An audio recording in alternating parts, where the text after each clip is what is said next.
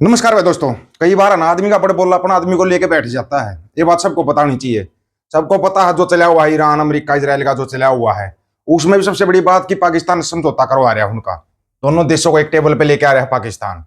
लेकिन यहाँ पर बड़े बोले ने ऐसा बयान दिया था जिसको कि जयशंकर बोलते हैं, बड़ा विदेश मंत्री है। विदेश नीति की लंका लगवा कर उस विदेश मंत्री ने ऐसा बयान दिया कि अमेरिका ने उसके ऊपर एक्शन लेना शुरू कर दिया। अब जी हाँ, इन्होंने बोला था जब इनसे पूछा गया था कि पाकिस्तान समझौता करवा रहा है ईरान अमेरिका का, आप लोग क्यों नहीं करवा रहे, तो क्या जवाब दिया था कि हम दलाल नहीं है। फिर रूस यूक्रेन युद्ध में दलाल थे क्या? एक फोन कॉल पे वार रुकवा दी, प्याऊं प्याऊं, तब तब नहीं थे क्या दलाल? याद आया नहीं याद आया? यहीं पर मीडिया ने हाइप दिया था, ये देखो विश्व गुरु ने एक फोन कॉल पे वार रुकवा दिया रशिया यूक्रेन का, जो कि आज तक नहीं रुका है। वो आज तक भी नहीं रुका है, वो झूठ तो पकड़ा गया था, लेकिन जो बयान दिया था ना उसके ऊपर व्हाइट हाउस अब एक्शन लेने के मूड में है। और एक्शन भी छोटा मोटा नहीं लिया जाएगा, एक्शन ऐसा लिया जाएगा याद रखोगे जिंदगी भर। सबसे पहले तो हमारे मोगली मान की है ना समस्याएं, एक दो नहीं बहुत बड़ी बड़ी समस्याएं हैं। 2014 के बाद तो कांग्रेस काम नहीं करने दे रही, 2024 के बाद राहुल गांधी काम नहीं करने दे रहे, बंगाल में ममता बनर्जी काम नहीं करने दे रही, तमिलनाडु में एमके स्टालिन काम नहीं करने दे रहे, केरला में वो पढ़ी लिखी जनता काम नहीं करने दे रही, पंजाब वाले घुसने नहीं दे रहे। तो साहब कहां जाएंगे भाई? टीवी पर आकर रोएंगे और क्या करेंगे? तो टीवी पर नोटंकी चलेंगी या मन की बकवास चलेगी या राष्ट्र के नाम संबोधन के नाम पर अपना चुनावी प्रचार चलेगा, है कि नहीं? यही सब तो चलेगा और क्या चलेगा। वो जो व्हाइट हाउस की प्रवक्ता है ना कैरोलिन, उसने बयान दिया कि पाकिस्तान बहुत अच्छा काम कर रहा है, जो ये समझौता करवा रहा है बहुत निहायती जरूरी है बोला ये। और बोला जो शक्तिशाली देश होते हैं ना वो ही समझौता करवाते हैं, बड़ बोले कभी समझौता नहीं करवाते। वो सिर्फ नोटंकियां करना जानते हैं या किसी के कहने से कहीं पर नाचना गाना जानते हैं। अच्छा मजा आया होगा ऐसा बयान सुन के? तो मजा तो आया होगा। अब अगर इसी बयान तक रुक जाते तो भी बात अलग थी। उसके बाद जो इनका विश्लेषण चला है या एक भाई एक बाद में बताएंगे, वो जो एक्शन लिया ना उसका तो हैरान रह जाओगे, हैरान। ऐसा एक्शन, बढ़ते तनाव और युद्ध विराम की समय सीमा नजदीक आने के बीच व्हाइट हाउस ने ईरान पर सतर्कता पूर्वक आशावादी संदेश दिया है, जिससे वार्ता को फलदायी और जारी बताया गया है, जबकि उन रिपोर्टों को खारिज कर दिया गया है जिसमें आधिकारिक तौर पर युद्ध विराम के लिए दबाव डाला था। ये घटनाक्रम एक नाजुक मोड़ पर सामने आए हैं क्योंकि 22 अप्रैल को एक कमजोर युद्ध विराम समाप्त होने वाला है। पर्दे के पीछे युद्ध प्रगति हुई है, लेकिन किसी औपचारिक समझौते का अभाव और जमीन पर जारी सैन्य दबाव यह दर्शाता है कि स्थिति अभी भी सुलझने से बहुत दूर है। जी हाँ, स्थिति तो सुलझने से बहुत दूर है, लेकिन भाई हम एक पोस्ट देख रहे थे, उस पोस्ट ने ना हमारे को तो हैरान कर दिया। हैरान भी ऐसा कर दिया कि भाई ऐसी पोस्ट मतलब कि अमेरिका डाल कैसे सकता है? सोचना चाहिए अमेरिका को ये पोस्ट डालते हुए। भाई कौन सी पोस्ट डाली है ये आप लोगों ने?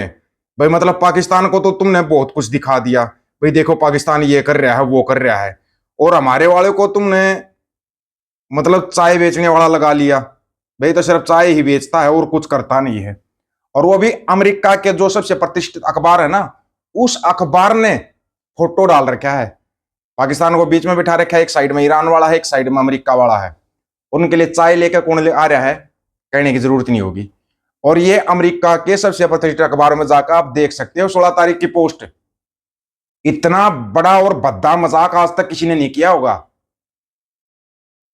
कर सकता है कोई? अगर यहां कर देते तो ईडी सीबीआई पता नहीं क्या क्या, मतलब के गजब ही हो जाता, गजब ही कर देते। अब आगे की सुनो कहानी। वो कर लेगा, वहां की जनता भी इस युद्ध के खिलाफ है, अमेरिका की जनता खिलाफ है, अमेरिका का जो जर्नल है वो भी इस युद्ध के खिलाफ है। वो वहां की सभी ये बयान दे रहे हैं कि इजराइल ने जानबूझकर अमेरिका को घसीटा, क्योंकि इजराइल अकेला टकरा नहीं सकता ईरान के साथ। पर कुछ लोग बैठकर ना सस्ता चिलम बाचिल गोजे गोबर मूत्र खाने पीने, ईरान को 2 दिन में खत्म कर देगा अमेरिका, 4 दिन में कर देगा। अरे अमेरिका तो उसके नजदीक भी नहीं है, कैसे कर देगा? अमेरिका वहां तक कैसे पहुंच जाएगा? कभी ये सोचा आप लोगों ने? यहाँ बैठ के ऐसे बयान कर दिए। ऐसे ही सो कॉल्ड किसान नेता, जो अपने आप को किसान नेता बोलते हैं, जो अपने आप को नेता बोलते हैं उनको सो कॉल्ड नेता बोला जाता है। बाकी वो नेता नेता कुछ नहीं होते, ऐसे आलतू फालतू होते हैं वो, और कुछ नहीं होते। देखना ईरान को ऐसा रगड़ेगा, ऐसा ये कर देगा, वो कर देगा। वही ईरान जिसके राष्ट्रीय ध्वज के अंदर खंडा साहिब है, सोच समझ के आना था। तुमने कभी इन चीजों को पकड़ा ही नहीं। अगर इन चीजों को पकड़ लेते ना, जो ईरान में सिख रहे थे ना वो ईरान के साथ है, जो अमेरिका में सिख रहे थे वो अमेरिका के साथ है। और यही सिक्की सिखाती है कि आप जहां पर रहते हो आप उस देश के साथ रहो।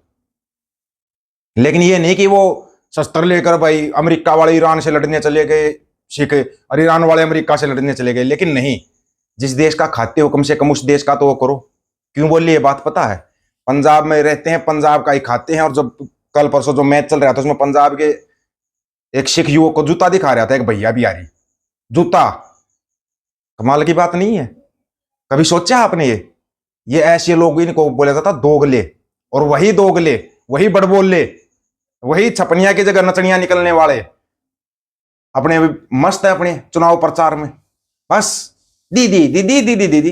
अरे अगर तुम नारी का इतना ही सम्मान करते हो, तुम नारी को उसका अधिकार दिलाना चाहते हो, तो ममता बनर्जी तो एक नारी ही है, बंगाल की मुख्यमंत्री। उसको हटाने के लिए तुम्हारा जोर क्यों लगा हुआ है? फिर तुम कौन सा नारी का सम्मान करते हो? बताना एक बार थोड़ा सा।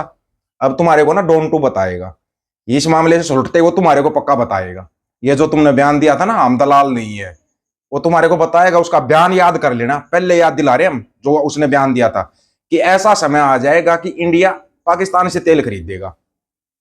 अब वो समय आएगा। स्टेज ऑफ हॉर्मुज में तुम्हारे लिए कोई जगह नहीं है।